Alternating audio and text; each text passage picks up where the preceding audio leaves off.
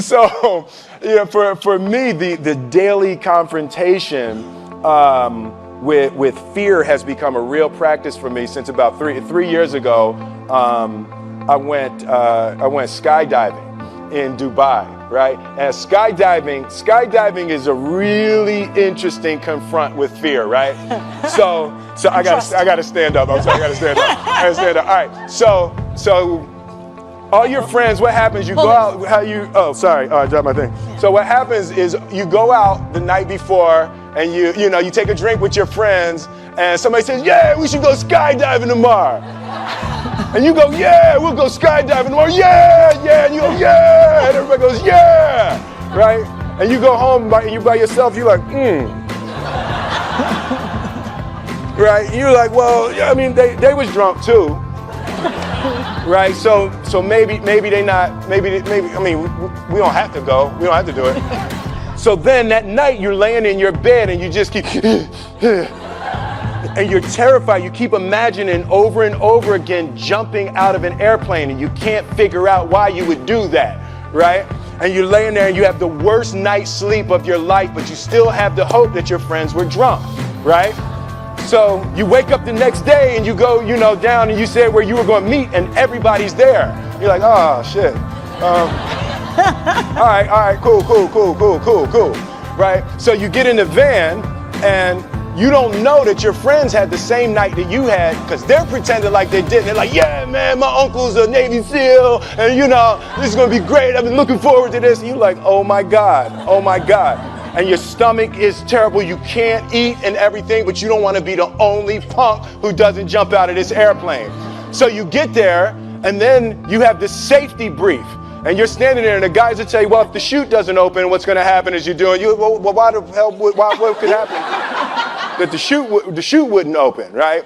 So you do a thing, and what you do is your first jump, you're attached to a guy who is going, he's going to walk you out. So you go, and you get there, and there's an airplane, and nobody's stopping. Everybody's still going.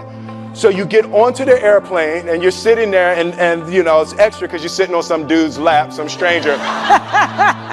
You're sitting on his lap, and it's like, you trying to make small talk. Yeah, man. So you be jumping with people all the time, huh? Right? So, and then you just want to make sure, you got kids, right? You got people you need to see, right? You just want to make sure he's serious, right? So you get in there, so everything's normal. So you fly and you go up to 14,000 feet, and you notice there's a light. It's red, and it's yellow and green, right? So right now the light's red. So then you start thinking at some point the light's going to go green because you don't know what's going to happen, right?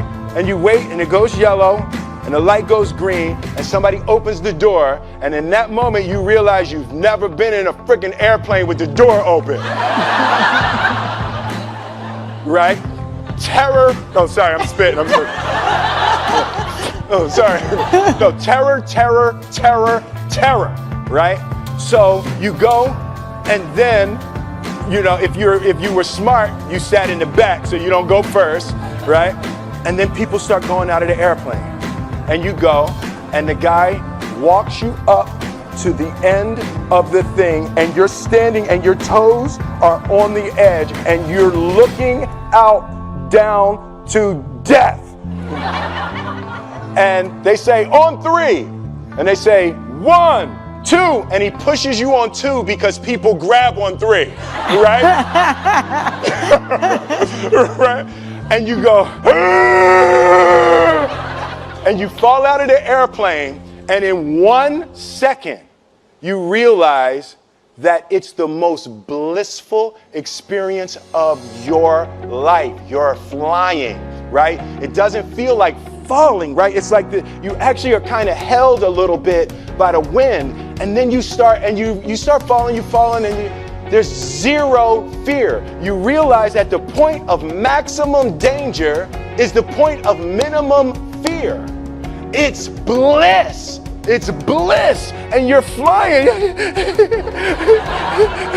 right? And you're doing that, and then 20 seconds, 25 seconds, 40 seconds, and you have enough time to just kind of be like, oh, shit, that's that building. I like that one.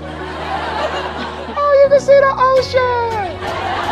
right? You start doing all of that, and the lesson for me was, why were you scared in your bed the night before? What do you need that fear for? Just don't go. Why are you scared in your bed 16 hours before you jump? Why are you scared in the car? Why could you not enjoy breakfast? What did you need that? The fear is fear of what? You're nowhere even near the airplane. Everything up to the stepping out, there's actually no reason to be scared. It only just ruins your day. You don't have to jump. And then in that moment, all of a sudden, where you should be terrified is the most blissful experience of your life. And God placed the best things in life on the other side of terror. On the other side of your maximum fear are all of the best things in life. You know? So that was good. That was my experience with skydiving and fear. All right.